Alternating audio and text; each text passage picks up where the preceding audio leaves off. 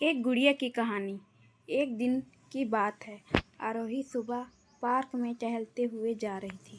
तभी उसे एक रोती हुई बच्ची मिली। आरोही ने उससे रोने का कारण पूछा तो लड़की ने बताया कि वह जिस गुड़िया से खेल रही थी वह इसी पार्क में कहीं खो गई है। आरोही ने उस बच्ची को उसकी गुड़िया ढूंढ लाने का आश्वासन दिया, जिससे वह बच्ची चुप हो गई।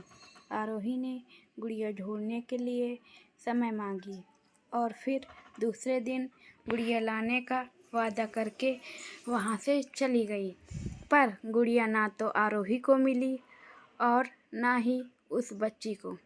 आरोही ने गुड़िया की तरफ से एक काल्पनिक पत्र उस बच्ची को लिखी और जब वह बच्ची पार्क में गुड़िया पाने की आशा में आई तो आरोही ने वह पत्र उस बच्ची को पढ़कर सुनाया। पत्र इस प्रकार था। कृपया रोना मत, मैं समय समय पर उस गुड़िया के बारे में तुम्हें लिखती रहूँगी, बस तुम रोना मत।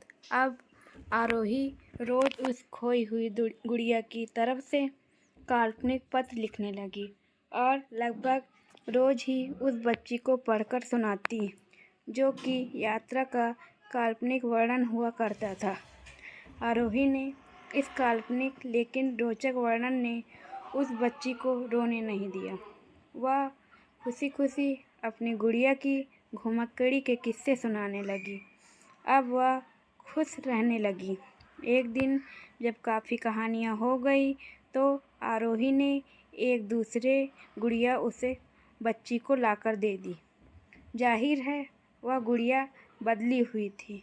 उस बच्ची को अपनी खोई हुई पुरानी गुड़िया जैसे नई लगी तो वह आरोही की ओर देखने लगी। आरोही अनजान बनते हुए गुड़िया में चिपकी एक चिट को निकालकर पढ़ने लगी। उसमें लिखा हुआ था, यह मैं ही हूँ, तुम्हारी वाली गुड़िया जो पार्क में खो गई थी। दुनिया भर की लंबी यात्रा की वजह से मैं थोड़ी बदल गई हूँ।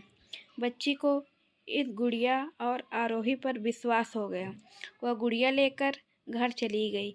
वर्षों बाद जब वह बच्ची बड़ी हो गई तो एक दिन वह अपनी अलमारी में कुछ ढूंढ रही थी तो उसका ध्यान उसी गुड़िया पर गया जो आरोही ने उसे दी थी। बचपन की बातें याद करके वह हंसने लगी। उसे सब समझ आ चुका था कि आरोही ने कैसे उसका मन रखा। उसे उस गुड़िया पर फिर प्यार आने लगा। वह उसे बड़े गौर से देखने लगी। तभी उसकी नज़र गुड़िया की फ्रॉक की आस्तीन में छुपे एक छोटे से पत्र पे गई।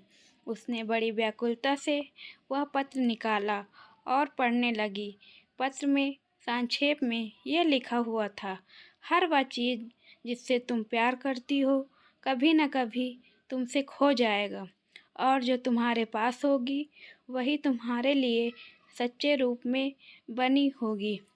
रूप भले ही भिन्न होगा पर प्यार एकदम खालिश होगा।